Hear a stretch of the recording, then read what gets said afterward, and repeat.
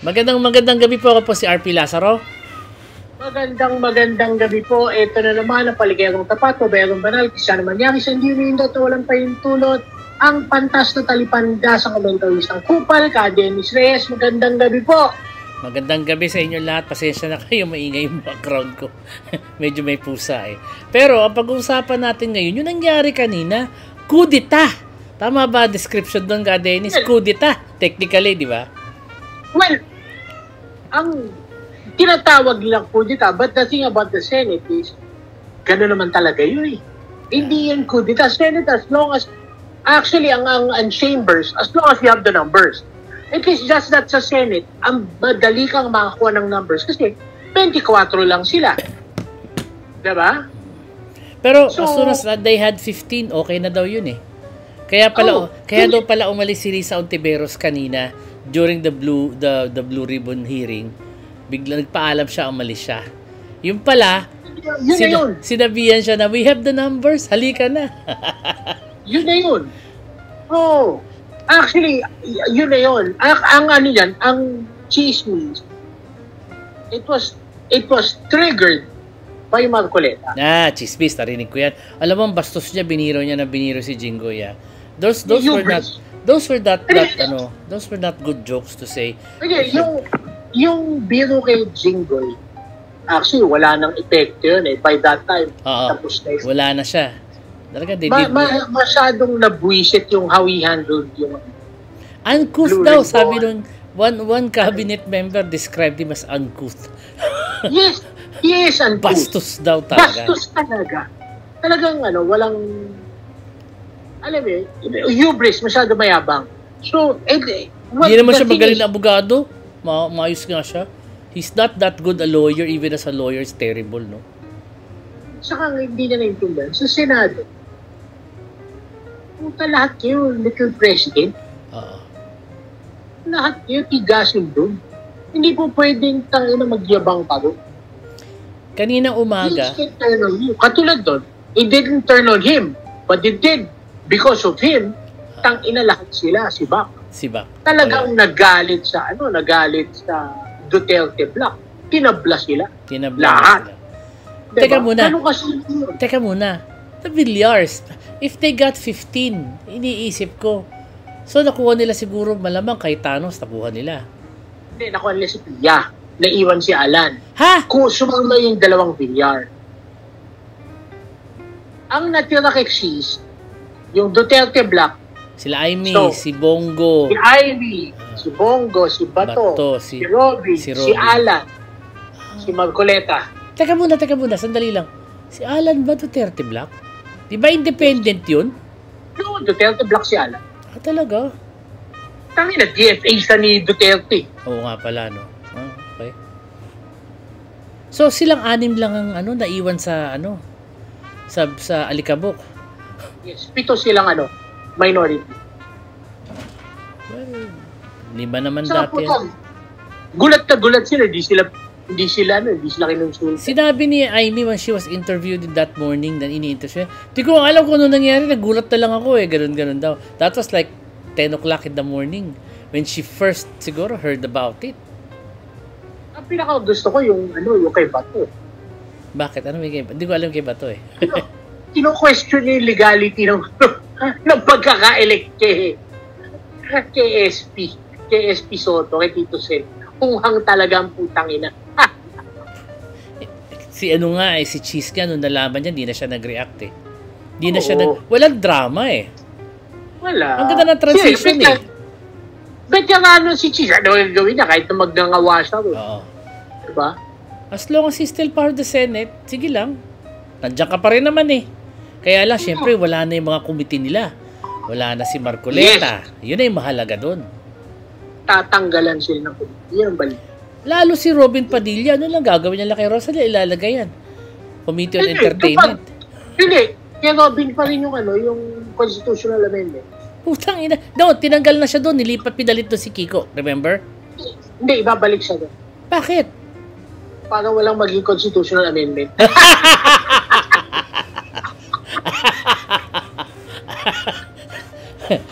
Saka may dagdag na committee. Ano? Recess.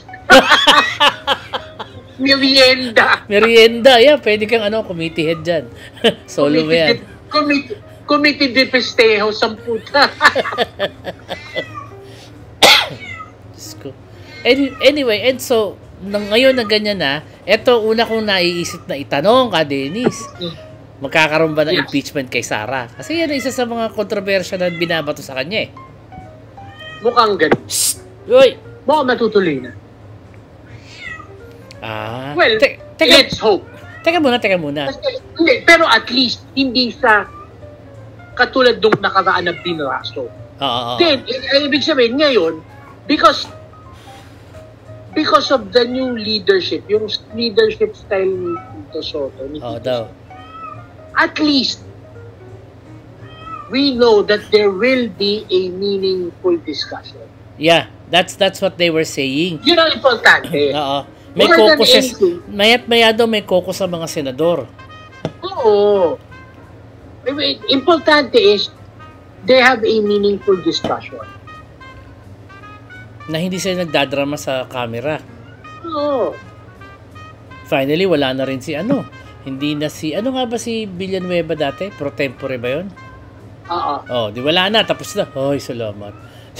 Alam mo, isa pa yun sa kinagalit. Ha? Bakit? Yung how they treated yung commission na point. Paano binraso ni Joel Villanueva? Interesting Yun ang mga reklamo. Teka muna, sandali lang. Baka na ba ginawa? What did he do wrong? I'm sorry for asking. Pero remember, yung binabraso niya yung commission appointments. Since the commission appointments, 12-member yan. Okay?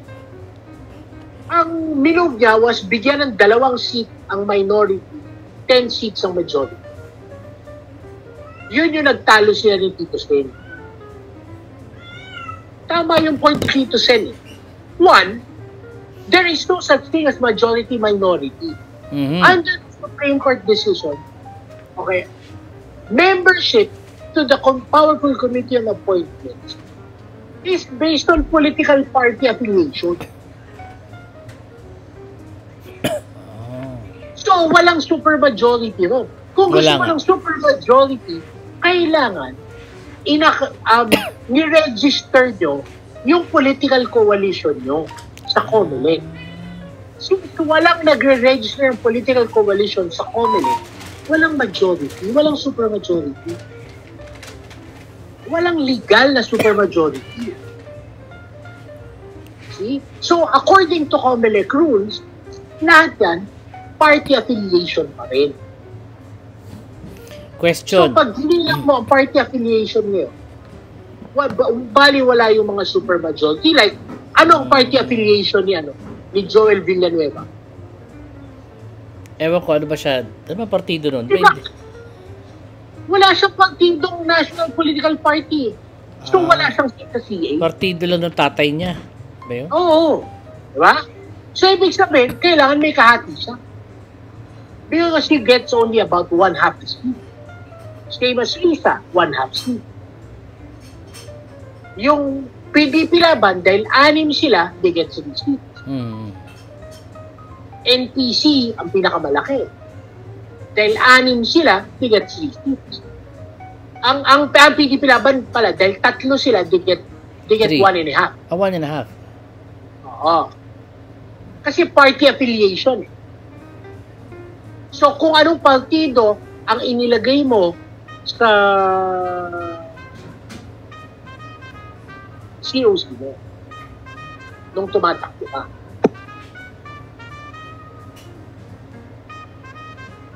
Interesting. Yun ang controlling. But now that we have, syempre, definitely, Marcoleta is out of the blue ribbon. Yes. Bibo hotdog pa siya kanina. Wala talaga siyang alam sa nangyayari kanina, no? Nung bibo hotdog siya sa Lahat talaga sila, Talagang, ayun, it was triggered, ang chismis din, it was started by the Tulfos. Yes, I heard about it. Tulfo daw nag-umpisa. Lumapit daw. Sa kanina pa sila unang lumapit and they were... Kay Ping ba sila lumapit? Hindi Oo. Matanggal lang si Marcoleta. Oo. Ang sagot sa kanila is, Ba't hindi ba natin tanggal yan Senate President? hindi po pwede. Kailangan tanggalin mo yung Senate President. Which is tama. Kasi pag it is the Senate President who appoints committee chairs. Oo. And so, the rest is history after that. Ang tanong, why were the Tulfos unhappy with Marcoleta? It may be a stupid question to you, pero siyempre, mamamayan perspective, hindi naman namin alam what's going on. Pero siyempre, bakit sila nagalit kay Marcoleta? Well, alatang-alata naman na mayroong na biased ang Blue Ribbon under Marcoleta. May pinagtatapan. Yung ba yung nagalit si Rafi na bakit daw sila maraming tanong tapos siya dalawa lang? I remember that he was complaining na bakit sila nakakapagtanong ng one to sawa, bakit pag ako limitado? Naalala ko yun sinabi niya yan So meron silang some kind of feud or ano? Meron ba silang parang standing feud ng mga ni Marcoleta o talagang asshole lang asshole lang tong si Marcoleta? Well, asshole si Marcoleta. He is what he is. Yung anak din niya pro-China, obvious na obvious yun Medyo nabuisit ako dun sa anak niya but then wala kang magagawa kung bayad ng incheck Pero diba? si Cheese nasira siya talaga doon kay Lubiano Oo. Nasira siya talaga doon. Sirang-sira siya talaga doon. I was kinda wondering, no? Pero alam mo, he didn't say anything about it. He just made a denial and then that's it. Wala na siya ibang sinabi. Nag-deny na lang siya. And speaking of the Discayas, big pasabog, sabi din, I read somewhere, na nagalit daw sila kay Marcoleta because Marcoleta didn't tell them na may pasabog daw si Discaya. Him being in the Blue Ribbon, parang failed to notify the other senators. Parang sinosolo niya yung ginagawa niyang Rodante Marcoleta show, yung Blue Ribbon Committee. Diba? So meron pala talagang established camaraderie tsaka parang unspoken set of rules in the Senate. Big boys club Big boys club. You have to remember, like I've always said, the Senate is the most exclusive fraternity in the country. Oo naman. There are certain ways of doing things that protect the relationship between senators. The same with the House. Katulad yung ipinipilit ni Toby Chanco na gawing resource person ng isang member of Congress. Hindi pwede yun. Hindi nga pwede yun. That doesn't make any sense. Hindi pwede yun. Huwag siyang gumawa ng iskandalo na bagay na mali. Kasi kung magaling ka, mag-research ka. Maglabas ka. Kung hindi mo kayang ilabas yung ebidensya, pero puta, mahina ka, pero puta, hindi mo pwedeng tatawagin mong member of Congress, papatawag mo as resource person. Napakalaking gago mo, alam mo naman bawal yun. It's about parliamentary courtesy. Teka muna, in the lower house, hindi pa naman natatanggal si Romualdez. Sabi nila, pero I doubt it. Masyado malakas si Romualdez. Malakas si Romualdez. Hawak niya yan Hawak to sa leg yan Hawak to sa leg yan. Hindi niya matatanggal yan basta-basta, I think, no? Sa tingin ko lang. And besides, there is no smoking gun. Yeah, there is none. This just the Discayas word over everyone else's. May mga si Roman Romulo nagbigay agad ng statement na hindi totoo yan. Kasi the thing is, wala si Saldico. Nasa abroad. May sakit daw. Ikaw ba naniniwala may sakit si naniniwala ka bang may sakit si Saldico? Alam ko nagtatago na lang yun dun Oo, pero the thing is, hindi na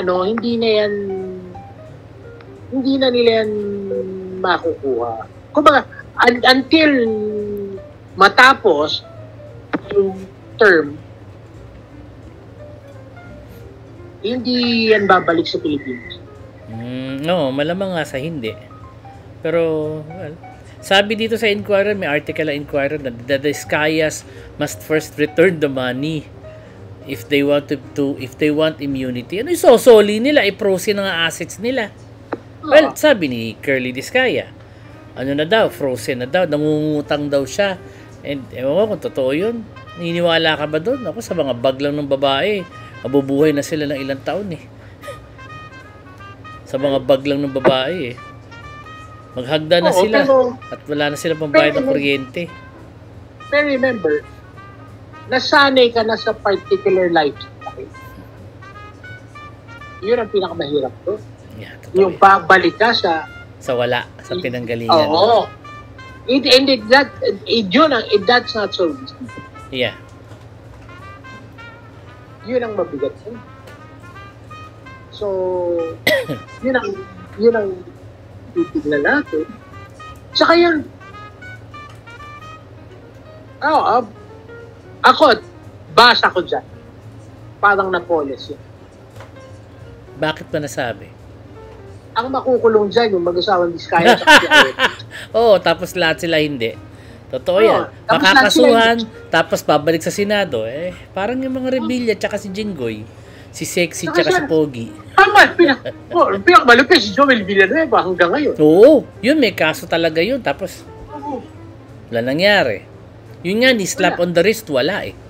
Wala, oo. At least si Jinggoy, nakulong pa eh. Oo, nakulong. Silang dalawa ni silang dalawa ni Pogi. Oo, nakulong pa eh. Tangina, ikaw wala eh. Si Dahon, wala nangyari kay Dahon. Ewan ko kung ano ba, parang wala naman eh.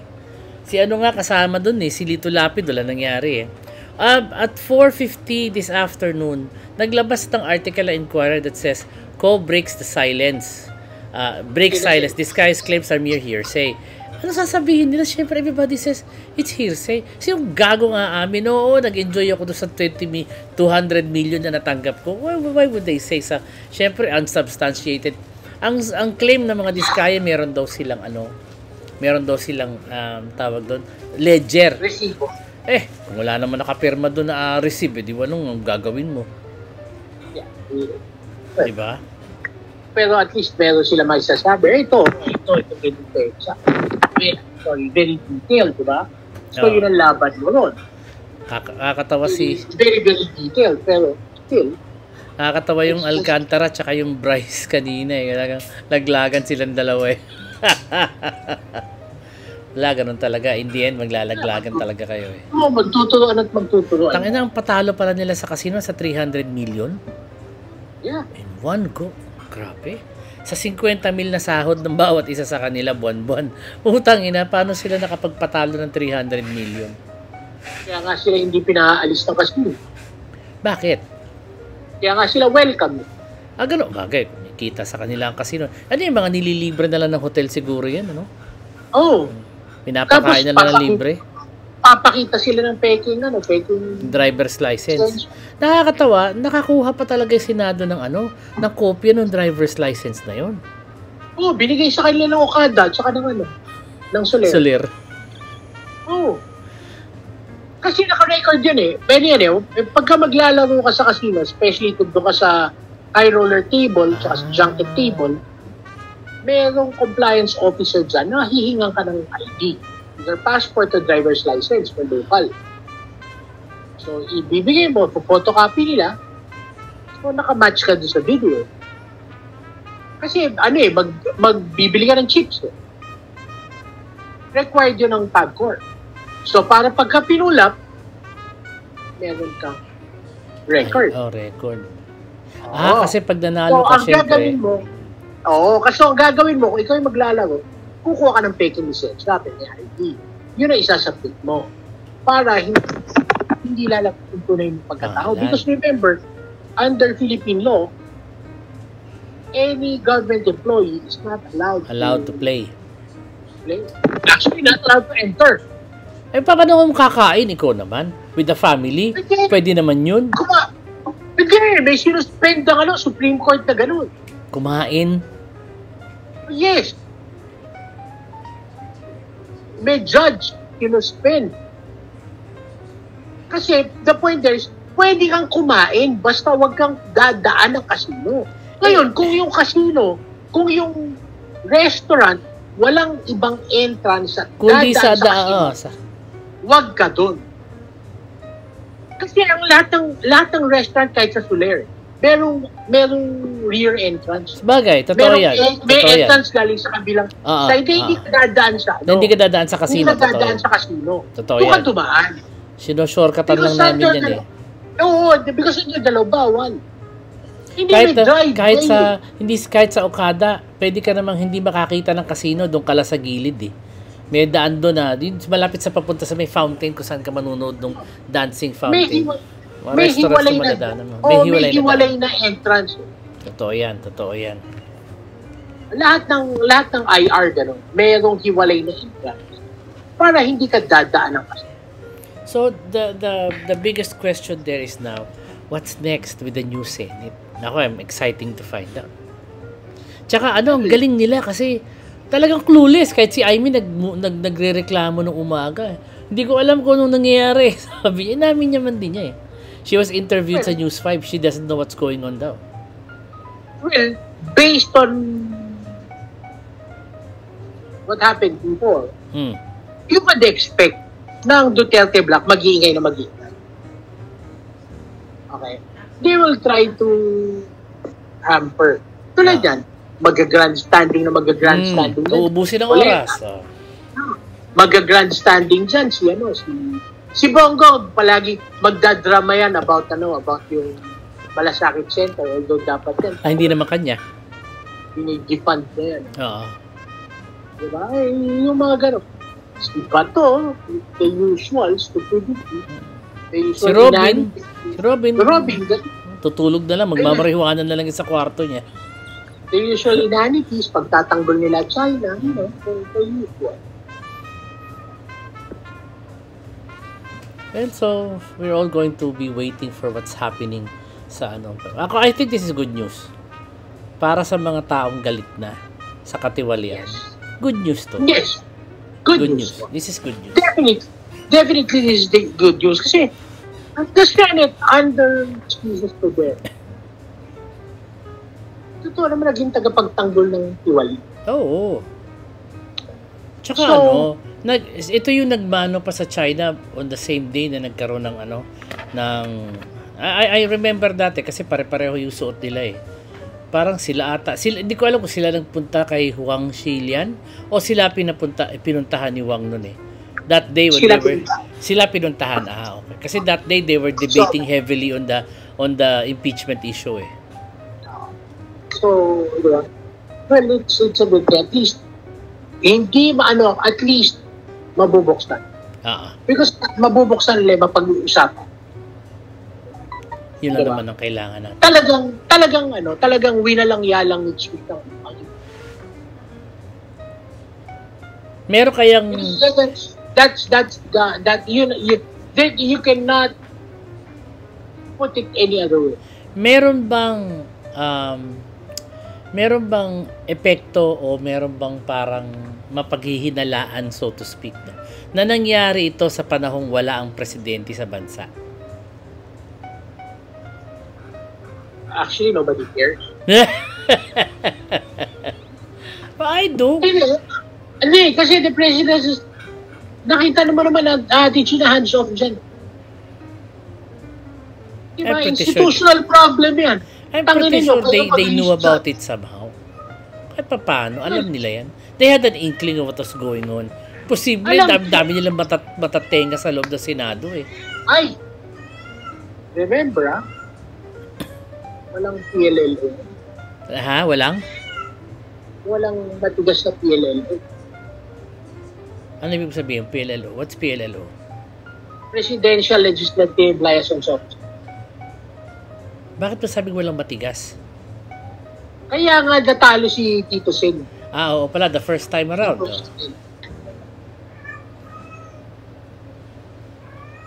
Unlike dati na may timon. Oo. Ang PLLO kasi, ang timon ng Senado at saka ng Congress. At least, sinasabi niya kung ano yung gusto ng Sa presidente. Pero di ba mukha namang kakampi na ng presidente, at least sa Senado, hawak na ulit. More or less. I'd like to think na Soto is pro-administration. Kasi, di ba? At least na tanggalan na ng ano, na putulan ng pakpak yung mga Duterte block. Di ba? Tapos, tanggalan ng sungay. Kahit pa paano. Si Robin Padilla talaga warm body na lang eh. Alam mo, binanggit ni Zubiri yung pelikula ni Panfilo Lacson na 10,000 hours. Ang nakakatawa nun, ang bida nun si Robin Padilla. Alam mo po kayo nang-aasar eh. Oo. Asar talo eh. Yung mga ganung bagay po tayo, hindi pasok sa utak nila eh. Oh. Lusot sa kanya eh. Tawa nang binanggit niya eh. You want to know about his exploits, you have to watch 10,000 hours the movie. Natawa si Panfilo Lacson, nakaupo siya doon eh. Tawa din siya eh. Tangina yung simple lang pero gago magigilid ko. No. He used to be Senate President eh. Well, yes. That was more or less his majority. Tama ba? Majority ba siya ngayon? Yeah. Majority, yeah, no? Ayun. O di, all is well. Tapos, mukha si Chisang Mayno. Oo. Pero 6 sila. Hindi katulad doon dati, 5 lang sila. 6 ba? 7? Ilan naman minority ngayon? 7, pati si Alan. Si Alan Caldero. Natin ko anong mangyari dyan. Anyways, ayan, we are down to a few minutes na lang sa ating kalahating oras. And salamat ng marami sa pakikinig. And this is good news, you know. Ako I rejoice at this coup. Ewan ko, tama ba tawagin niyang coup? Di ba siya coup? O ano lang, transition lang. It's a change of power. It's a change of leadership. I call Kasi it parang ang sama pakinggan ng coup. For me, it's a change of leadership. Okay. A change of direction. Change of direction, no? Na, siguro naman magkakaroon na ng hustisya, no? It's some kind of wag naman masyadong pro-China ang nakaupo. Kahit paano meron tayong laban. At least ngayon, medyo in line with the administration. I am happy about it. So, masarap ang tulog natin ngayong gabi. Ayan, natubos sa ating oras. Ayun, so maraming salamat po. Ako po si RP Lazaro na nagpapasalamat sa inyong panonood. By the way, the last episode, daming nanood. Salamat. Please like and subscribe para ho sa mga susunod pa naming mga episodes. Again, congratulations to the newly installed Senate President, Tito Sen Arriba. Kasi tigalitran niya pala yun, oo nga pala, Arriba Letran pala. Dan dito na naman, nagpapaalam ang dokumentaristang kupal, Dennis Reyes, Babalos. Thank you.